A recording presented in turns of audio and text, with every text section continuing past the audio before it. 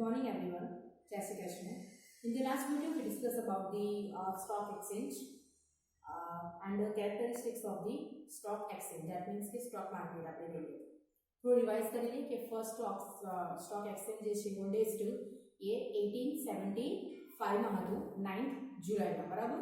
એનું નામ શું હતું પહેલા? The native share and stock brokers. એના પછી આપણે વી know that Bombay stock exchange ત્યારે એનું નામ પછી પડ્યું ટુડે આપણે ઓળખીએ છીએ કે બોમ્બે સ્ટોક એક્સચેન્જ, બરાબર.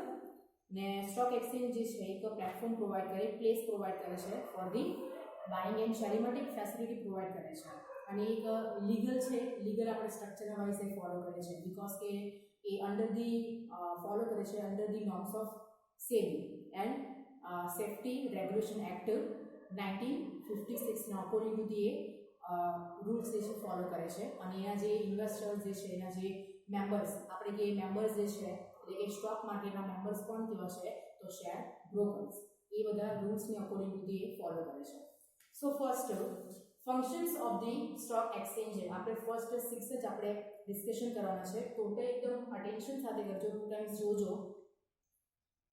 Liquidity, first function is liquidity. લિક્વિડિટીનું મીનિંગ તો તમને ખબર જ છે. Stock exchange provide the continuous market for the purchase and sales of securities. Investors can purchase and sell security whenever they want. It is possible because stock exchange provide the ready market.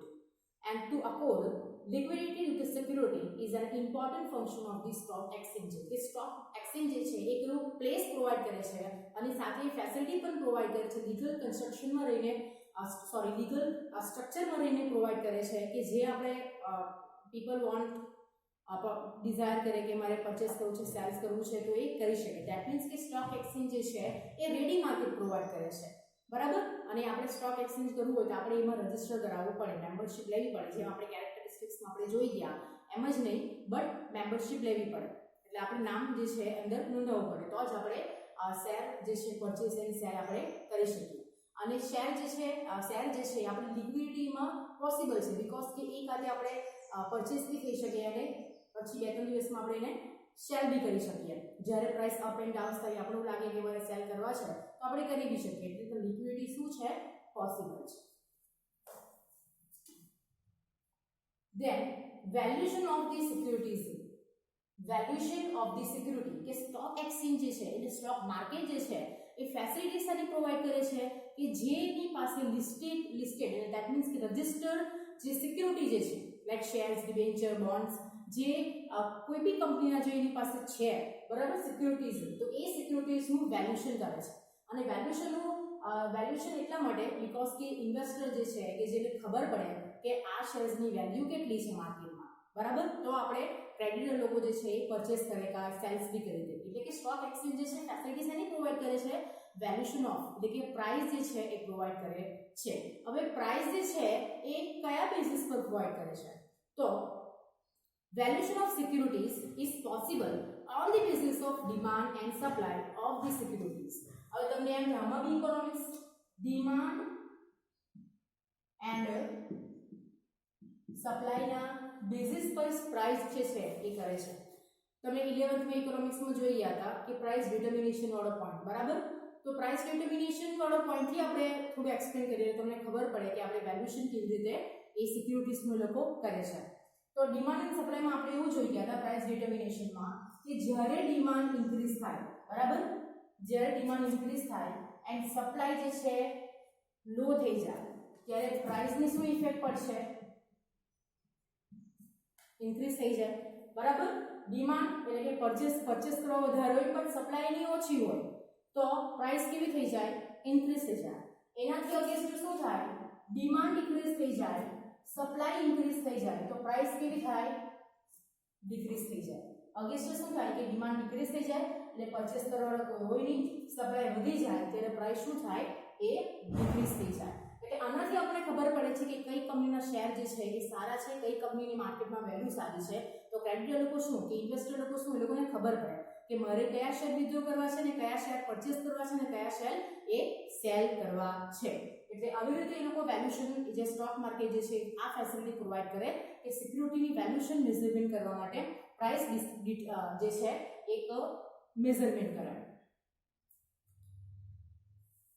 The investor can know the value of their security. એટલે કે ઇન્વેસ્ટરને શું ખબર પડે છે કે ભાઈ મારા શેર્સની price કેવી છે, અપ જે છે કે ડાઉન થઈ છે, એટલે મારા શેર જે છે એની પ્રાઇસ માર્કેટમાં કેટલી છે તો એને ખબર પડે, બીકોઝ કે આનાથી ખબર પડે. આ સેમ જ છે માર્કેટમાં કે જેમ આપણી જો શેર પ્રાઇસ જે છે ડિમાન્ડ ઇન્ક્રીઝ થઈ જાય અને સપ્લાય જો ડાઉન થઈ જાય ત્યારે પ્રાઇસ હાઈ હોય, એટલે કે માર્કેટમાં એની ડિમાન્ડ હોય. બટ જ્યારે ડિમાન્ડ જે છે એ લો થઈ જાય એન્ડ સપ્લાય વધી જાય ત્યારે પ્રાઇસ કેવી થઈ જાય, લો. એટલે ઇન્વેસ્ટર્સને ખબર પડે મારી કઈ સિક્યુરિટીઝમાં આપણે પરચેસ અને સેલ કઈ વિથડ્રો કરવા છે એ.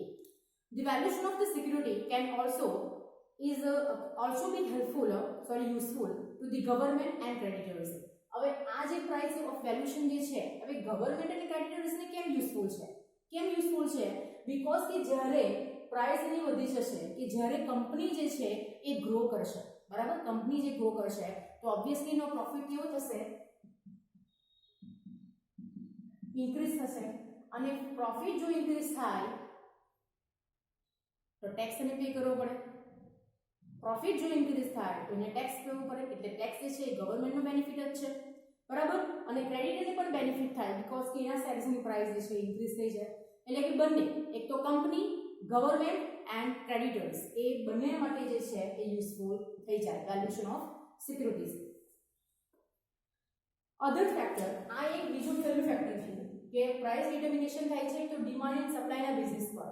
હવે બીજું ફેક્ટર કયું છે એમાં, એમ કહે છે કે ડિવિડન્ડ જે છે, જે ડિવિડન્ડ એ લોકો ડિક્લેર કરે તો ડિવિડન્ડથી આપણે ખબર પડી જાય કે કઈ કંપનીની શેર જે છે માર્કેટમાં પ્રાઇસ હાઈ છે કે લો છે. એટલે બીજો ફેક્ટર કયો છે, ડિવિડન્ડ. હવે તમને ખબર જ હશે કે જેટલું કંપની ડિવિડન્ડ વધારે પે કરે ધેટ મીન્સ એનો મતલબ એ થાય કે એ કંપની સાઉન્ડ છે, એની ફાઇનાન્શિયલ કન્ડિશન કેવી છે, સારી છે, મતલબ એનો થઈ જાય. એટલે ત્યારે આપણને ખબર પડે છે કે કઈ કંપનીના શેર આપણે લેવા જોઈએ, કઈ કંપનીના શેર આપણે નહીં લેવા જોઈએ. એટલે કે જે એમ કે ડિવિડન્ડ વધારે પ્રોવાઈડ કરતી હોય, જે ડિવિડન્ડ વધારે આપતી હોય એટલે કે એ કંપની સારી છે, સાઉન્ડ છે. અને સાઉન્ડ કંપની જે આપી શકે, જે લિક્વિડેશન, જે ફાળસા માંગે ને કે ગયરી હોય, જે લોસીસ મેકિંગ કરતી હોય તો એ કંપની ડિવિડન્ડ નહીં આપી શકે, બરાબર. એટલે કે ડિવિડન્ડ કંપની કોણ આપી શકે, જે કંપની સાઉન્ડ હોય તે જ.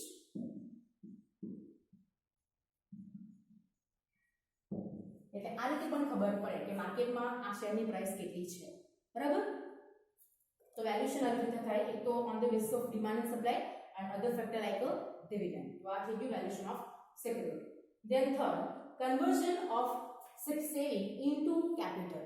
Conversion, that means convert of saving into capital. The individuals of the society who have a saving and wants to invest in securities can easily purchase securities and their savings are converted into the capital. હવે આપણે માની લઈએ કે આપણા પોકેટમાં પૈસા છે, બરાબર, પોકેટમાં આપણી પાસે પૈસા છે તો એ આપણે શું કહેવાય, આપણે સાઈડ પર પૈસા રાખ્યા છે તો આપણે શું કહેવાય, સેવિંગ્સ કહેવાય. બટ સેવિંગ્સ કેપિટલમાં ક્યારે પોસિબલ થઈ જાય, ક્યારે કન્વર્ટ થઈ જાય કે જ્યારે આપણે કંઈ ફંડમાં કે જ્યારે આપણે કંઈમાં ઇન્વેસ્ટ કરીએ તો એ શું થઈ જાય, કેપિટલમાં એ ટ્રાન્સફર થઈ જાય, કેપિટલમાં એ કન્વર્ટ થઈ જાય. એટલા માટે શું થાય, conversion of saving into capital. એટલે કે ઇન્વેસ્ટર જે છે એ શેર્સમાં, સિક્યુરિટીમાં જો એનું રોકાણ કરે, દેટ મીન્સ ઇન્વેસ્ટ કરે છે તો એની સેવિંગ શેમાં કન્વર્ટ થઈ જાય, કેપિટલમાં. શેમાં થઈ જાય, કેપિટલમાં. એ છે જેમ આપણે સેવિંગ જે છે આપણે ફંડમાં ઇન્વેસ્ટમેન્ટ, મ્યુચ્યુઅલ ફંડમાં ઇન્વેસ્ટ કરીએ તો એક આપણી કેપિટલ થઈ જાય, બરાબર. Then intermediary in the creation of capital, કે સ્ટોક એક્સચેન્જે શું કીધું છે, ઇન્ટરમીડિયરીઝ કીધું છે. શું કીધું, ઇન્ટરમીડિયરીઝ કીધું છે. જોઈએ, stock exchange itself does not create a capital, કે સ્ટોક એક્સચેન્જ જે છે એ કોઈ પર્સન નથી કે કેપિટલ ક્રિએટ કરે, બરાબર. But provide the platform for the purchase and sale of the securities and it plays the role of intermediaries. કે stock આ જે માર્કેટ જે છે એ કોઈ એમ કે કેપિટલ ક્રિએટ કરતું નથી, બટ એ પ્લેટફોર્મ પ્રોવાઈડ કરે છે.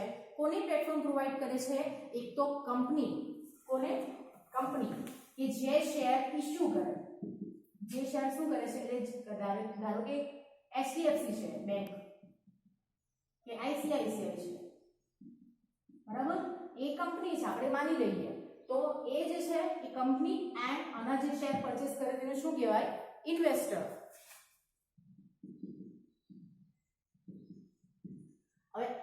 આના માટે પ્લેટફોર્મ શું છે? સ્ટોક માર્કેટ, બરાબર. એટલે સ્ટોક માર્કેટ શેનું વર્ક કરે છે? ઇન્ટરમીડિયેટ્સનું વર્ક કરે. કંપની એન્ડ ઇન્વેસ્ટર વચ્ચેનું એ માર્કેટ જે છે એક પ્લેટફોર્મ પૂરું પાડે છે કે એ સ્ટોક માર્કેટ. એટલે આપણે કહી શકીએ કે કેપિટલ ક્રિએટ કરે છે, બરાબર. કે બીકોઝ કે મોસ્ટલી આપણે સેવિંગનો પાર્ટ જે છે એ કોઈ શેર્સમાં કે ફંડમાં આપણે ઇન્વેસ્ટમેન્ટ કરતા હોય છે. એટલે ઓટોમેટિકલી આપણે કહી શકીએ કે આપણી જે સેવિંગ જે છે એ કન્વર્ટ શેમાં થઈ જાય? કેપિટલમાં. એટલે કે સેવિંગ્સ જે છે એ કેપિટલ ક્રિએટ કરે છે. શું ક્રિએટ કરે છે? કેપિટલ ક્રિએટ કરે. એટલે કે ધેટ મીન્સ કે સેવિંગમાંથી આપણે શેર પરચેસ કરીએ તો શું થઈ જાય? એ કેપિટલ ક્રિએશન થઈ જાય, બરાબર. એટલે કે સ્ટોક માર્કેટ જે છે એ ઇન્ટરમીડિયેટ્સનું કામ કરે છે કંપની એન્ડ ઇન્વેસ્ટર્સને વચ્ચે.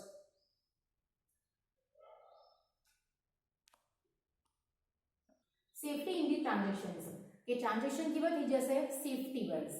કેવી રીતે સેફટી થઈ જશે? જોઈએ. The transactions are carried out as per the rules in the stock exchange. The brokers working in the stock exchange perform the rules under the regulation of SEBI. Rules under the regulation of SEBI.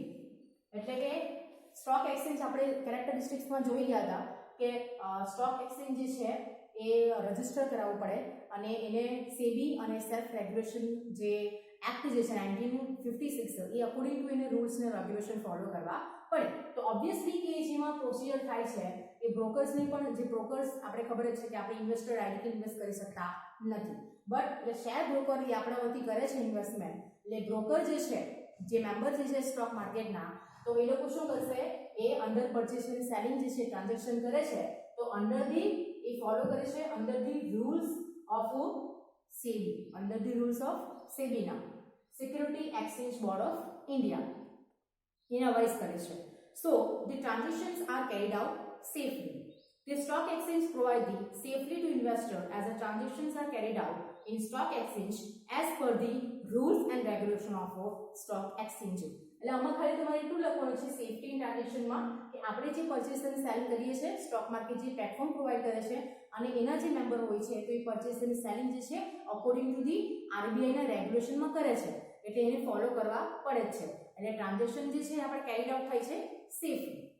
આટલું તમારે લખવાનું એટલે safety transaction. Then growth of capital market. Capital માર્કેટનું શું થાય છે? Growth થાય છે. કેપિટલ માર્કેટમાં કીધું છે એટલે કે માઇન્ડમાં એ પોઈન્ટ આવવું જોઈએ. Capital market that means long term માટે. લોંગ ટર્મ માટે જોઈએ આપણે. Savings of public can be diverted towards the industry flow due to stock exchange. કે આપણે ખબર જ છે કે આપણી સેવિંગ જે છે એ શેમાં યુઝફુલ થાય છે? એ ઇન્ડસ્ટ્રીયલ ગ્રોથમાં. એટલે કે આપણે સેવિંગ જે છે આપણી સેવિંગ એ શેર્સ, ડિબેન્ચર્સ બધામાં પરચેસ આપણે કરીએ છીએ એટલે કશે ને કશે રોટેટ થવાની જ છે. એટલે કે કંપનીને કે ઇન્ડસ્ટ્રીયલ ફ્લોમાં જે છે એ યુઝફુલ થવાની છે. Industries as a company from get the long term capital which encourage the savings of public towards the investment in a securities. કે જે એમ કે લોંગ ટર્મમાં એટલે કેપિટલ માર્કેટમાં જે એમ કે લોંગ ટર્મ આપણે ઇન્વેસ્ટમેન્ટ કરીએ છીએ તો એ લોંગ ટર્મ જે છે પોસિબલ બની શકે. કેવી રીતના પોસિબલ બની શકે? કે આપણું જે સેવિંગ જે છે એ કશે આપણે ઇન્વેસ્ટમેન્ટ કરીએ ઇન્ડસ્ટ્રીયલ ફ્લોમાં આપણે જે લગાવીએ તો બેનિફિટ શું થાય છે ઇન્ડસ્ટ્રીઝને? કે એ જે સેવિંગ જે છે સોસાયટીની જે સેવિંગ્સ જે છે એને લોંગ ટર્મ માટે યુઝ કરવા મળે અને લોંગ ટર્મ માટે યુઝ કરવા મળે એટલે કંપનીનું શું થાય? ગ્રોથ થાય. અને કંપનીનો ગ્રોથ થાય કે ઇન્ડસ્ટ્રીનો ગ્રોથ થાય તો બેનિફિટ કોને છે? Company and as well as નેશનને પણ બેનિફિટ છે. બીકોઝ કે કંપની ગ્રો કરે છે, કંપનીનું ડેવલપમેન્ટ થાય છે એટલે ઓટોમેટિકલી એ પ્રોફિટ કરતી હોય છે અને પ્રોફિટનો જે સંપાદ એ ટેક્સ એ કોને પે કરતી હોય છે? ગવર્મેન્ટને. એટલે કે જો કંપની ગ્રો કરશે, કંપનીને કેપિટલ માર્કેટમાં લોંગ ટર્મ માટે જે પૈસા યુઝ કરવા મળશે સોસાયટીના તો એનો બેનિફિટ એને ગ્રોથ થશે એટલે પ્રોફિટ થશે એટલે કે નેશનને પણ ડેવલપમેન્ટમાં હેલ્પફુલ થશે. લાસ્ટ ટાઈમ એ જ કરેલું છે કે so the economical development of the country is possible along with the development of capital market. કે જેટલું કેપિટલ માર્કેટ જે છે લોંગ ટર્મ માર્કેટ જે છે એ ડેવલપ થશે, એટલે ઇકોનોમી આપણી કેવી થશે, સાઉન્ડ થશે, એટલે ઇકોનોમી ડેવલપમેન્ટ પણ જે પોસિબલ થઈ છે, એટલે company as well as nation એટલે કે કન્ટ્રીને પણ બેનિફિટ થશે. આ વિડિયો જે છે તમે 2 ટાઈમ્સ જોઈ લેજો, કંઈ પણ અન્ડરસ્ટુડ નહીં થાય તો you can call me or message.